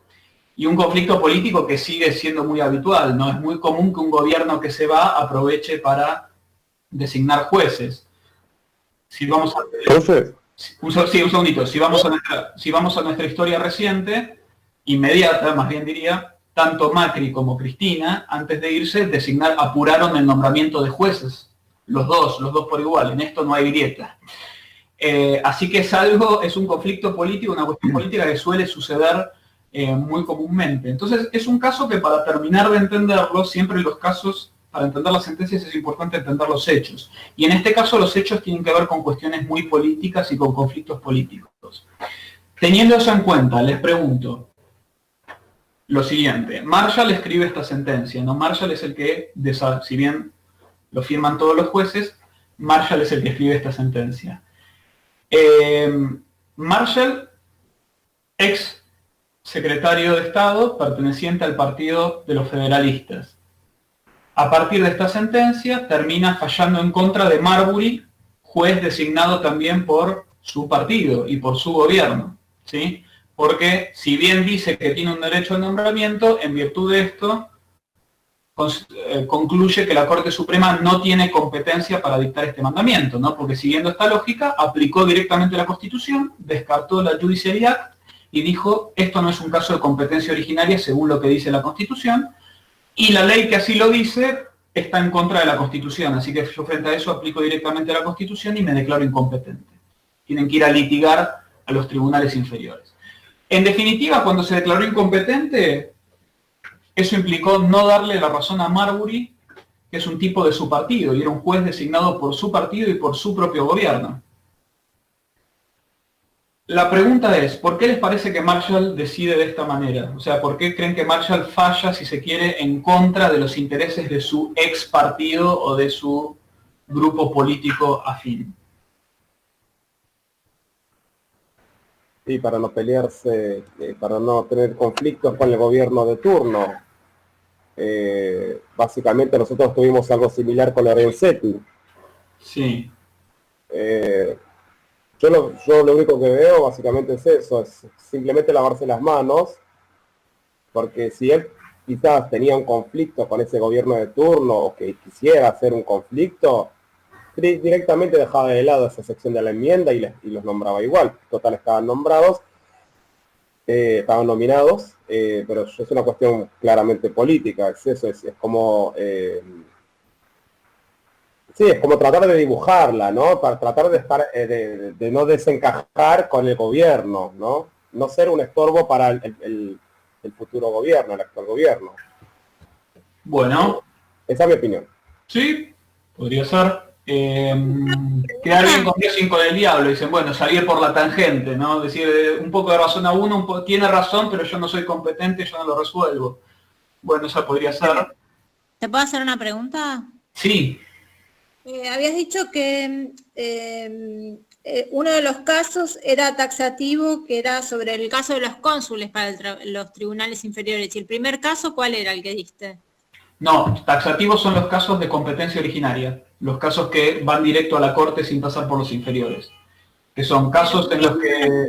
Las dos excepciones que diste, la primera... Las dos excepciones, casos en que sea parte de un estado o provincia, en Argentina es provincia, en Estados Unidos es estado, y casos concernientes o donde sean parte cónsules, embajadores o ministros extranjeros. Y bueno, pero en el caso de Estados Unidos, el caso de Marshall, no tiene que ver con el Estado de Estados Unidos, entonces está dentro de la excepción. No, con los estados locales, con lo que acá serían las provincias. Los estados locales o estados federados que integran el Estado federal. No con el Estado federal, sino con los estados locales. Y esto no es... no por ejemplo, un caso de competencia originaria es cuando el Estado, cuando dos provincias tienen un litigio en Argentina, o en Estados Unidos cuando dos estados tienen un litigio, no sé, California contra Texas, invento, acá Buenos Aires contra la ciudad de Buenos Aires. Esos son casos de competencia originaria, por ejemplo. Asuntos que tienen que ver con lo microjudicial, no con lo macro, no con la nación en sí. Este es un tema de nación porque era juez, era designado a juez. Sí, los casos que involucran al Estado Nacional son de jurisdicción federal, pero no son de competencia originaria de la Corte. Igual, repito, eso es un tema de derecho procesal constitucional que obviamente tiene que ver con el caso, por eso tratamos de comprenderlo, pero no es lo que nos interesa a los fines de la materia. Lo que nos interesa es el tema de, lo que nos interesa es que entiendan, y para eso sí mínimamente lo tienen que entender, que acá había un conflicto entre lo que decía la Constitución y lo que decía la Ley de Organización Judicial. ¿Pero realmente la Corte es incompetente para esto? ¿Para Marbury Marshall? Sí, la Corte Suprema en instancia originaria, en competencia originaria, solamente puede decidir los casos que fija la Constitución como casos de competencia originaria. Y de hecho, en Argentina, que nosotros copiamos el modelo norteamericano, la Corte Suprema es hiper estricta al momento de declarar su competencia originaria. O sea, hace una interpretación muy estricta de los casos de competencia originaria. Es más, trata de sacárselos de encima, porque incluso por una razón práctica, cuando un caso es de competencia originaria, la Corte Suprema lo tiene que tramitar entero, de principio a fin. O sea, ¿qué está queriendo decir? Que puentearon, si usted puentea a todos los jueces, tribunales y demás, los está puenteando, no puede llegar a nosotros a plantearnos esto. Tiene que ver con esa deducción. ¿Cómo? No te entendí, perdón. En el caso Marbury Marshall es como están queriendo lo que decir... le está diciendo es, esto no es, lo que le dice la Corte es, esto según la Constitución no es uno de los dos casos que pueden venir directo a la Corte. Con lo cual se aplica la regla general. Usted puede traer este caso a la Corte si antes pasa por los tribunales inferiores. O sea, reclame ante los tribunales inferiores y si los tribunales inferiores le rechazan su pedido, usted puede llegar a la Corte por apelación, pero no puede venir directamente a la Corte. Claro, administrativamente así lo dice la Constitución. Claro. Sí, bueno, pero Marbury no lo hizo porque por pillo, sino porque había una ley que decía que él podía plantear un mandamiento ante la Corte. Eso era así. Lo que la Corte dijo es, bueno, es cierto, lo dice la ley, pero la ley está en contra de la Constitución, porque la ley está pretendiendo ampliar los casos que la Constitución dice que vienen directo a la Corte. Claro, o sea... Profe, ¿puedo hacer la pregunta? Sí. No, la pregunta que tenía para hacerle era si la Corte siempre tiene que fallar en favor de la Constitución, ¿no? O sea, puede pasar que sea en contra, como en el caso ahora que está pasando con los 3 jueces. La Corte siempre debe fallar con arreglo a las leyes y a la Constitución, y si la ley aplicable está en contra de la Constitución, debe sostener la Constitución. El problema es que, y después lo vamos a ver cuando veamos uno de los temas de la materia, Claro, la pregunta es, ahí va, profe. El tema es que el control de constitucionalidad es básicamente una función de interpretación. Para que un juez diga que algo es inconstitucional, tiene que interpretar qué quiere decir la Constitución, y el problema es que la Constitución no siempre es clara, a veces es imprecisa, a veces es vaga, a veces, en general, en casi todos los casos, la Constitución regula algunas cuestiones de manera muy general. Por ejemplo, cuando habla del derecho a las acciones privadas, no nos aclara qué son las acciones privadas. Entonces, todo eso es materia de interpretación. Y entonces, la clave del control de constitucionalidad es cómo los jueces interpretan la Constitución. Y para eso existen distintos métodos de interpretación que tienen sus ventajas y sus desventajas, pero después los vamos a estudiar. En el tema sí, puede ser que acá entre el control de convencionalidad, ¿no? Pero bueno, lo dejamos para la próxima. Eso lo vemos la clase que viene, control de convencionalidad, sí. Bueno, volviendo a la pregunta, a ver, si sacás, acá Lucas dice, si sacás lo partidario es un héroe de la justicia al ver que primero está la Constitución. Bueno, eso es otra interpretación posible, es decir, que Marshall, a pesar de era un juez de perfil político, ¿sí?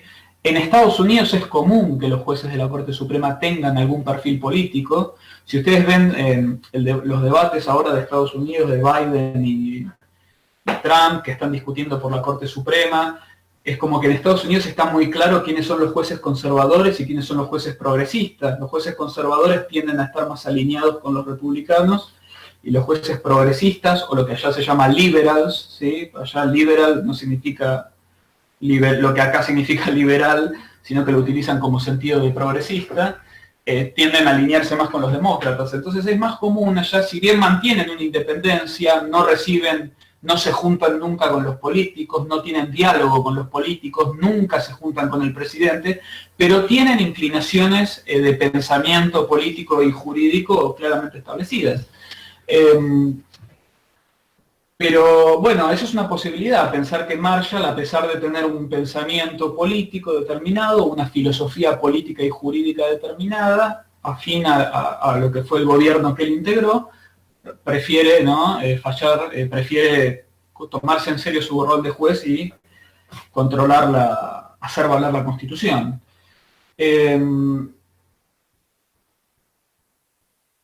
Garantizó la división de poderes, dice Leandro.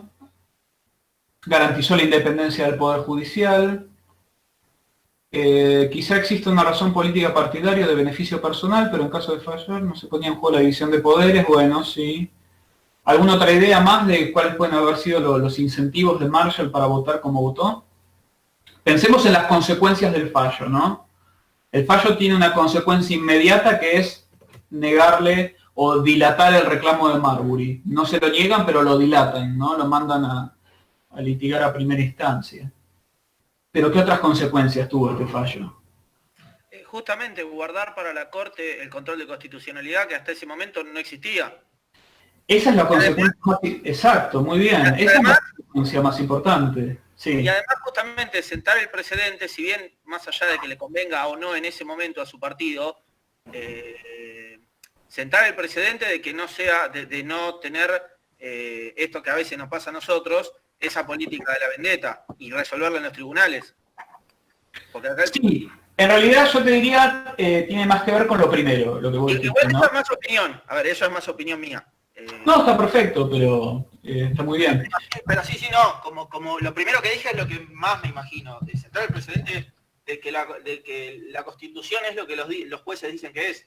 Eso creo que lo decía Nino en un libro, Villar Campos. Lo dicen sí varios autores, pero ahora voy a volver sobre ese punto. Fíjense, es muy importante porque en el corto plazo si que se quiere, es una derrota para los federalistas, porque no le rechaza el reclamo a Marbury, pero lo dilatan un tiempo más, ¿no? Tenés que ir a los tribunales inferiores y suerte con eso. Pero a mediano y largo plazo, la decisión que toma Marshall acá es trascendental porque funda el control de constitucionalidad, ¿sí?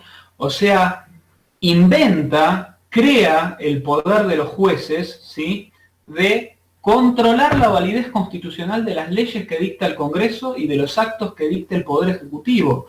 O sea, Marshall se creó a sí mismo, no a sí mismo exclusivamente, sino a la Corte Suprema que él preside y a todos los tribunales inferiores, se creó esta atribución del control de constitucionalidad, esta atribución de tener la última palabra sobre la validez constitucional de los actos decididos por el Poder Legislativo y por el Poder Judicial. Una atribución que, como dijimos, no está textualmente mencionada en la Constitución de Estados Unidos y tampoco en la nuestra, al menos hasta 1994.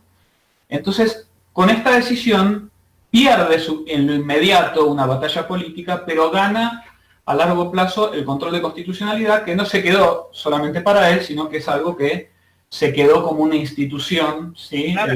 El Judicial Review, lo que se llama ya, el control constitucional, que quedó como una institución permanente, ¿sí?, del Estado, y que acá sucede lo mismo. Por eso, vos que mencionabas a Vidal Campos y a Nino, el primero que hizo esta observación sobre el Poder Judicial norteamericano es Tocqueville, Alexis de Tocqueville, ¿sí?, en La Democracia en América. Cuando Tocqueville hace la descripción de lo que es el sistema democrático norteamericano, una de las cosas que destaca y que le llama la atención dice es que el Poder Judicial, los jueces, porque la Corte Suprema no hizo esto solo para la Corte Suprema, sino que habla de los jueces en general, ¿sí? Por eso se dice que inventa el control difuso, porque Marshall habla de los jueces, no habla de la Corte Suprema. Esto es algo que incumbe a todos los jueces. Entonces, Tocqueville dice, una de las características de la democracia en América, refiriéndose a Estados Unidos, es que los jueces tienen un gran poder político porque pueden motivar sus decisiones directamente en la Constitución. ¿Qué quiere decir esto? Que si bien en principio los jueces tienen que aplicar la ley, en caso de que corroboren que la ley no se adecúa a la Constitución, pueden descartarla, pueden inaplicarla y aplicar directamente la Constitución. Y esto les da un enorme poder político. ¿Por qué poder político? Porque les permite, en definitiva, controlar la validez constitucional de lo que hacen los otros dos poderes. Cosa que en Europa no existía. ¿Sí? Cosa que en Europa no existía de ninguna manera. La ley era soberana. Y la ley era la expresión soberana y de ninguna manera podía un juez decidir no aplicarla con fundamentos de principios de derecho o principios de derecho constitucional. Así que en este sentido, si se quiere, esa puede ser un poco la explicación política, y tanto para Estados Unidos como para nosotros también implicó la invención, la creación del sistema de control de constitucionalidad judicial difuso, ¿sí? Porque la Corte Suprema en Marbury habla de los jueces en general, no habla solamente de la Corte. Dice qué tienen que hacer los jueces frente a esta situación, cuando encuentran un conflicto entre la ley que tienen que aplicar y lo que dice la Constitución. Sí, por eso digo, me parece que en Marshall, como muchos jueces de las Cortes Supremas en general, convivía el político y el jurista, y que él me parece que le dio más bola al jurista. Un poco las dos cosas, porque no deja de tener cierto pensamiento no deja de tener cierto pensamiento así de estrategia política la decisión. Está bien, nos arriesgamos a perder un juez de distrito, pero creamos algo más importante, que es la atribución del control de constitucionalidad.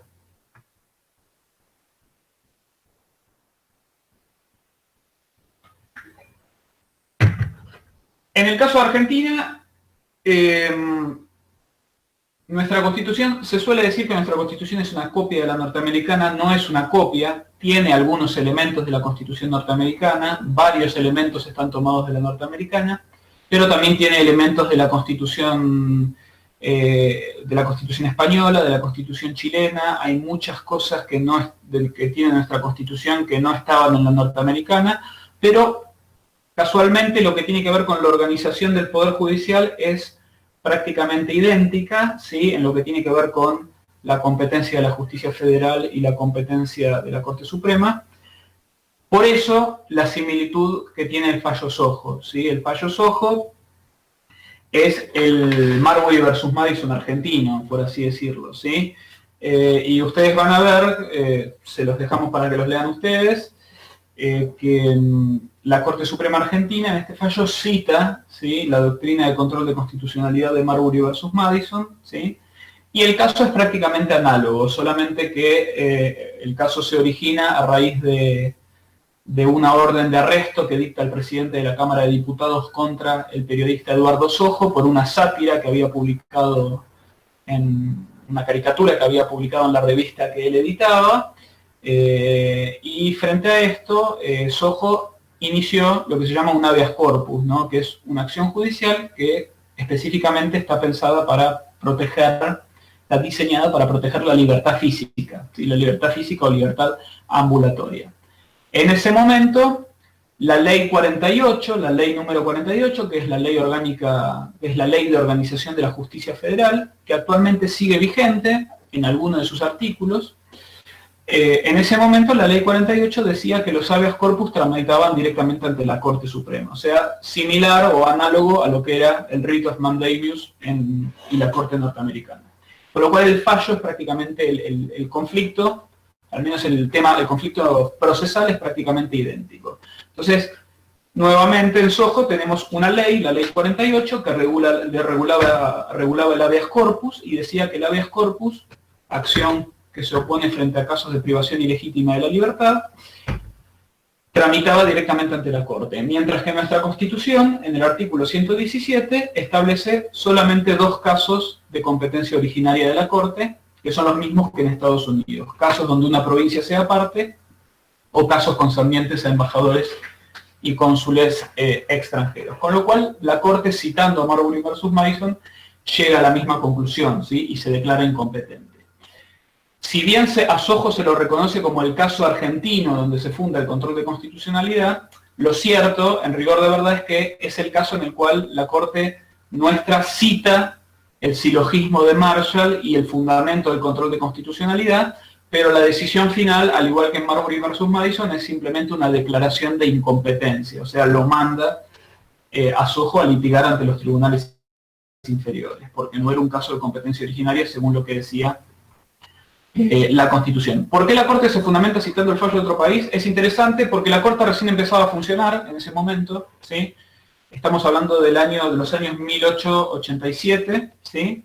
O sea, estamos hablando de apenas 7 años después de la culminación del proceso de organización nacional, 1880, con la conquista del desierto y la creación de la capital federal y el ejército nacional, así que era un Estado nacional joven, recién nacido, y la Corte Suprema incluso empezó a funcionar unos años después también. Así que es una Corte joven que no tenía muchos precedentes, y como nuestra Constitución estaba inspirada en muchas cuestiones en la norteamericana, solía acudir a los precedentes de la Corte norteamericana, que tenía muchos años más que la nuestra, para buscar alguna orientación o algún precedente para resolver casos, porque, repito, nuestra Corte era relativamente mucho más joven.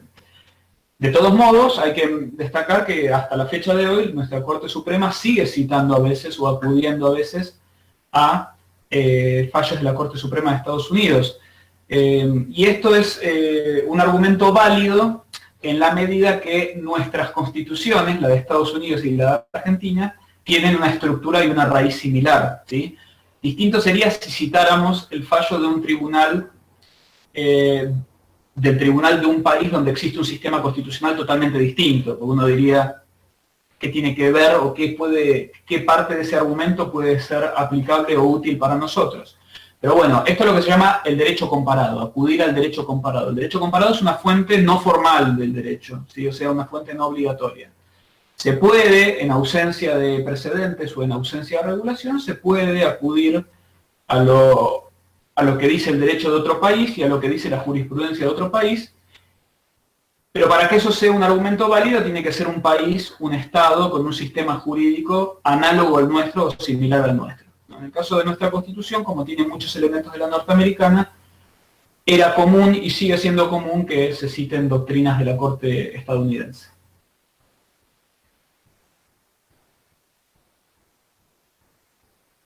¿Y qué pasa si el Poder Legislativo sanciona una ley donde crea un ente de control constitucional como en Francia? Bueno, interesantísima la pregunta.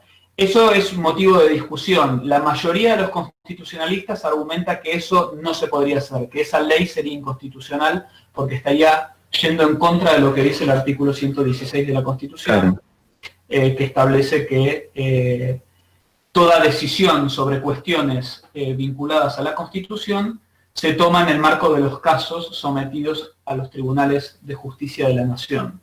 Así que para la mayoría de los constitucionalistas no es posible crear un sistema de control de constitucionalidad concentrado, salvo que se haga mediante una reforma constitucional, pero que no se podría hacer legalmente.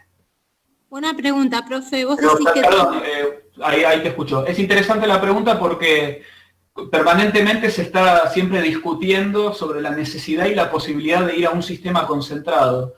Entonces siempre aparece esta discusión de si se puede crear un tribunal constitucional o una corte constitucional sin modificar la Constitución, y la mayoría de los constitucionalistas entienden que no. Pero como tantas cosas del derecho es susceptible de debate. Sí, había una pregunta que corté. Sí, ¿qué tiene que tener en común ese otro país para que yo pueda hacer derecho comparado? ¿Qué clase de similitud?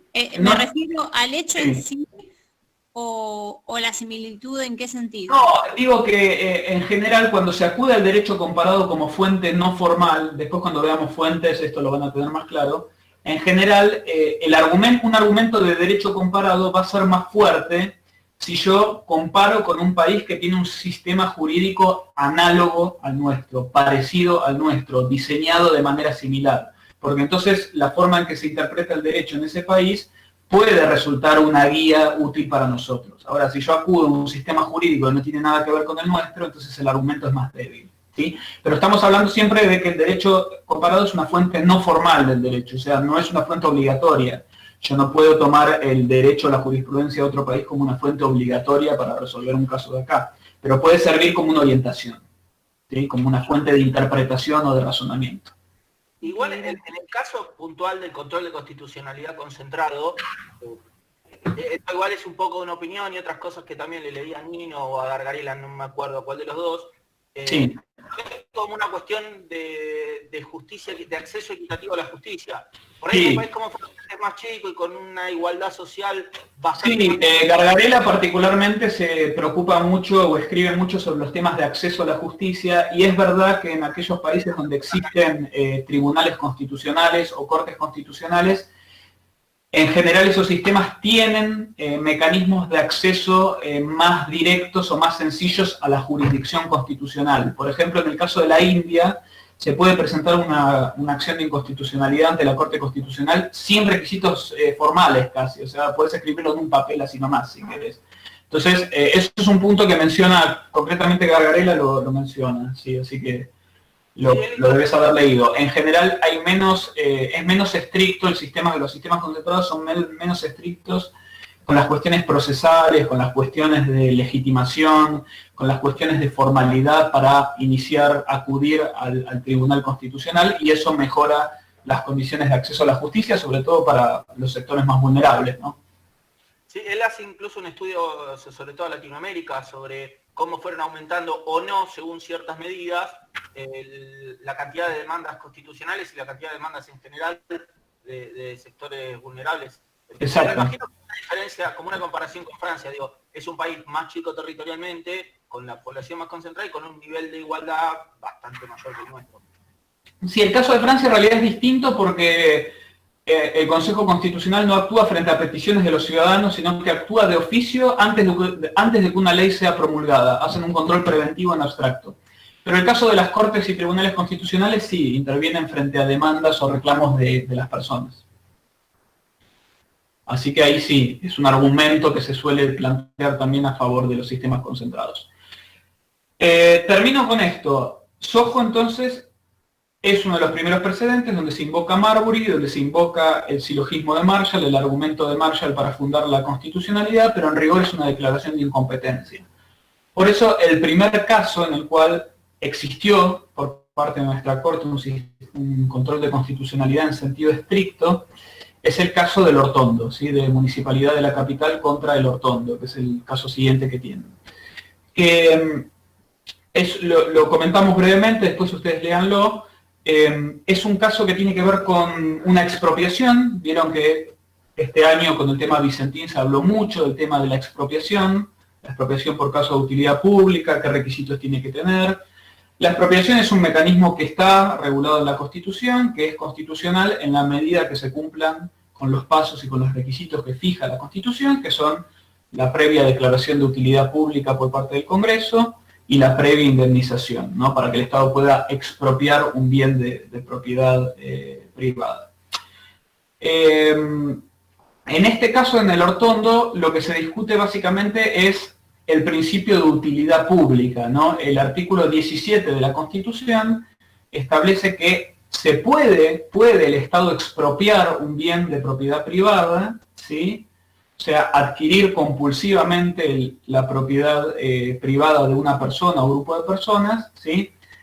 Para lo cual tiene que haber una previa declaración de utilidad pública por parte del Congreso. O sea, el Congreso tiene que dictar una ley declarando que ese bien que se va a expropiar es de utilidad pública y tiene que ser previamente indemnizada, ¿sí? la expropiación.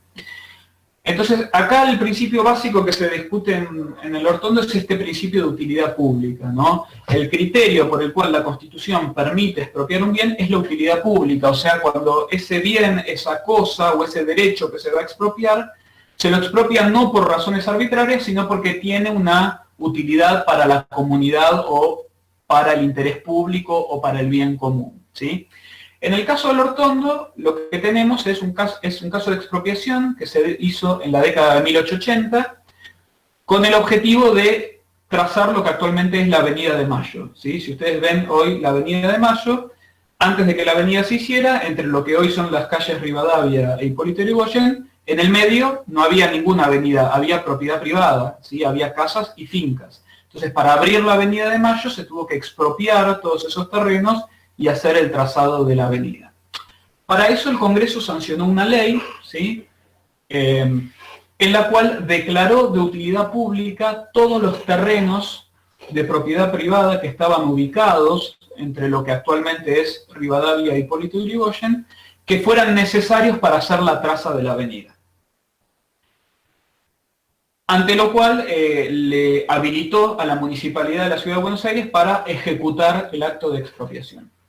El tema de este caso se origina porque la señora del Hortondo, viuda del Hortondo, era propietaria de un terreno, ¿sí? De una finca que estaba ubicada en este espacio, en el espacio donde sujeto a expropiación y donde se tenía que hacer la traza de la avenida. Con lo cual, la Municipalidad de la Ciudad de Buenos Aires pretendía expropiarle su finca en base a lo que establecía esta ley. La señora del Hortondo se negó, ¿sí? Resistió la expropiación, o sea, se negó a entregar su propiedad a la Municipalidad de la Capital Federal, al municipio de la Capital Federal, porque dijo que el municipio le quería expropiar más terreno de lo que se necesitaba para abrir la avenida, ¿sí?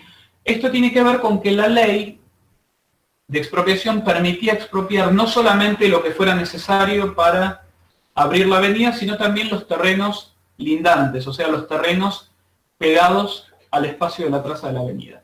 Y esto había sido aprobado de esta manera por el Congreso porque lo que se pensaba era en vender el resto de las tierras que estuvieran fuera de la traza de la avenida, y con esa venta de las tierras financiar en parte las obras de la avenida. Bueno, el Hortondo se defiende y dice, yo no voy a entregar toda mi propiedad porque la parte que se necesita para abrir la avenida es solamente una parte de mi propiedad, no toda. Entonces el Estado me quiere sacar más de lo que se necesita para satisfacer la utilidad pública que se está invocando, que es hacer la avenida. El Estado me quiere sacar todo para enriquecerse. Bueno, como se resiste a entregarle la propiedad voluntariamente al municipio, el municipio inicia un juicio de expropiación. O sea, le inicia un juicio para ejecutar el acto de expropiación, y ahí el Hortondo se defiende planteando la inconstitucionalidad de la ley del Congreso que permitía expropiar más de lo que se necesitaba para la avenida. Frente a eso, la Corte Suprema, el caso pasa por los tribunales federales inferiores de la Capital Federal y llega a la Corte por apelación. Acá vemos un ejemplo de cómo los casos llegan a la Corte por apelación, si no están dentro de los supuestos de competencia originaria. La Corte Suprema toma el caso y, sobre la base del principio de utilidad pública, declara la inconstitucionalidad de la ley, ¿sí? Y dice, acá la ley habilitó a expropiar más de lo que se necesitaba para la avenida. Por lo tanto, el fundamento de la expropiación del artículo 17 es el principio de utilidad pública. Se expropia para satisfacer una utilidad pública, no por razones arbitrarias y tampoco para enriquecer al Estado, tampoco para aumentar la cantidad de bienes del Estado.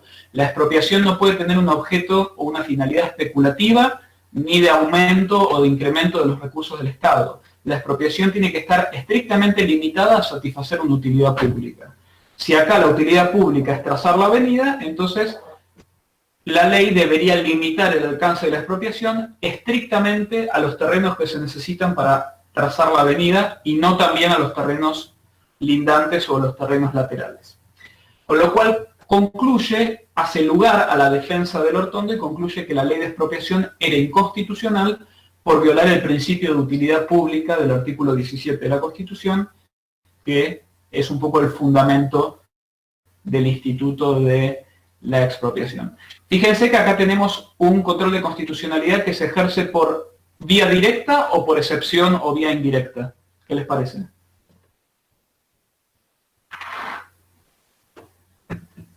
Vía directa. Directa. ¿Por qué vía directa? No, es indirecta. ¿Por qué ¿Qué indirecta? pasó? Indirecta lo porque primero- llega por apelación. Porque respeta todos los pasos, va primero por tribunal inferior, después por la Corte de Apelación y después se declara. No, eso tiene que ver con la competencia de la Corte. Yo digo Acá pregunto por el directa control de porque lo que- constitucionalidad. Perdón. No, digo Sí. directa porque automáticamente lo que declaran las partes del Ortondo es que se está violando la ley el artículo 17 de la Constitución. Está diciendo que la municipalidad quiere usar la finca para otras cosas además. Entonces, Pero eso no era a eso no se refería el concepto de vía directa.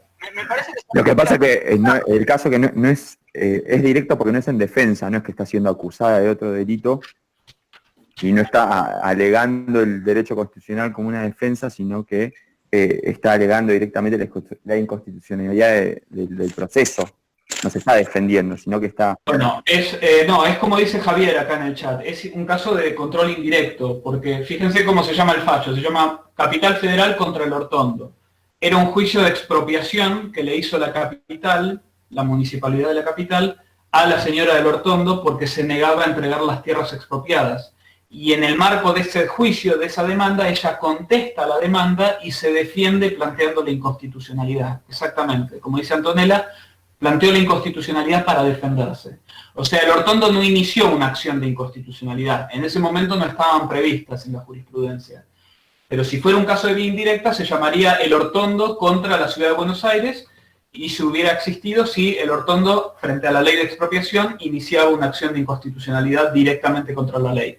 Acá no fue así, ella esperó a que el Estado le hiciera el juicio a ella, ¿sí? Le hiciera el juicio de expropiación y al contestar la demanda se defendió planteando la inconstitucionalidad, ¿sí? El objeto del juicio era otro, el objeto del juicio era ejecutar una expropiación por vía judicial. Y el tema constitucional apareció indirectamente o apareció como excepción, como una defensa que planteó el Ortondo. Profesor, Sí. pero a la vez el Estado iba a dejar a la persona, al actor, sin su propiedad, que tiene derecho a su propiedad única.